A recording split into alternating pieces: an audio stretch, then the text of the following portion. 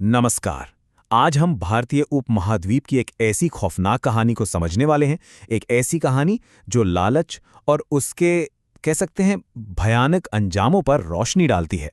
जरा सोचिए, एक ऐसा खजाना जो सब कुछ देने का वादा तो करता है पर बदले में रूह तक छीन लेता है। तो चलिए इसी खौफनाक दास्तान में गहराई से उतरते हैं।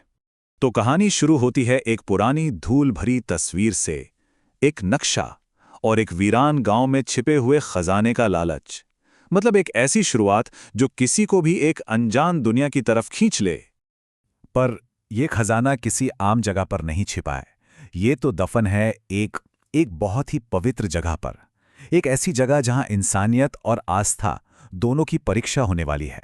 मतलब सोने तक पहुंचने का रास्ता सीधा सीधा आस्था को कुचल कर जाता है।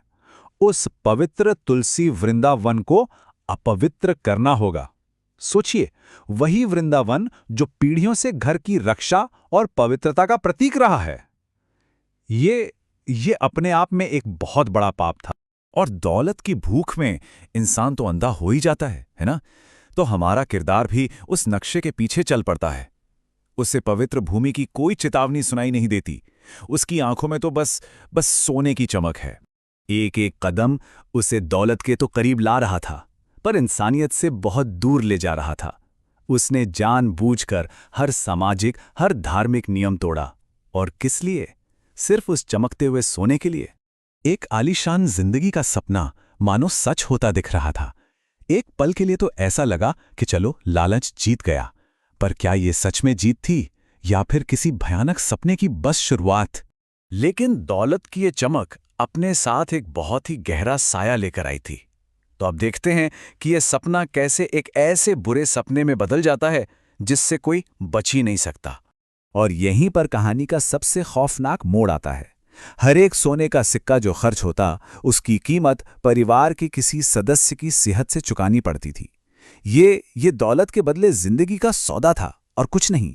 और फिर धीरे धीरे उसे इस भयानक सच्चाई का एहसास होने लगता है।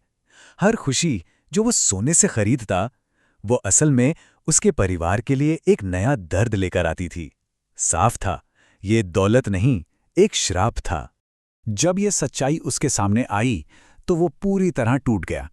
अब वो हताश होकर इस श्राप से निकलने का कोई तो रास्ता खोजने लगा। उसे अपनी गलती का एहसास तो हो चुका था, पर सवाल यह था कि क्या अब बहुत देर हो चुकी थी?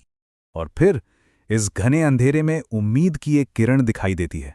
लेकिन मजे की बात यह है कि यह समाधान भी उसी जगह से आता है जहां से यह श्राप शुरू हुआ था, यानी खजाने के रक्षक से।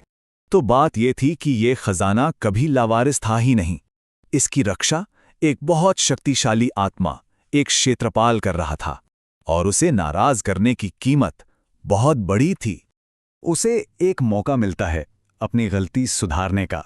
श्रापित सोने को वापस रखकर वो सब कुछ ठीक कर सकता है, या शायद नहीं। लेकिन इस मुक्ति की कीमत बहुत ही भयानक थी। क्षेत्रपाल ने श्राप को जड़ से खत्म करने के लिए एक ऐसी चीज मांग ली जो किसी के भी रोंगटे खड़े कर दे, एक इंसानी जान। और बस यहीं कहानी अपने सबसे स्याह मोड़ पर पहुंचती है। एक ऐसा मोड़ जहां से वापसी का कोई रास्ता नहीं है। ये लालच का, कह लीजिए, अंतिम अंजाम था। वो अब अपनी ही इच्छाओं के जाल में बुरी तरह फंस चुका था। उसके सामने एक ऐसा चुनाव था जिसमें वो चाहे कुछ भी चुनता, हर तरफ सिर्फ और सिर्फ तबाही ही थी। सोने की वो अंधा कर देने वाली चमक उसे खजाने के संदूक तक नहीं बल्कि एक मकबरे तक ले आई। देखिए, ये कहानी साफ साफ सिखाती है कि पाप से कमाई गई दौलत आखिर में खुद को ही नष्ट कर देती है।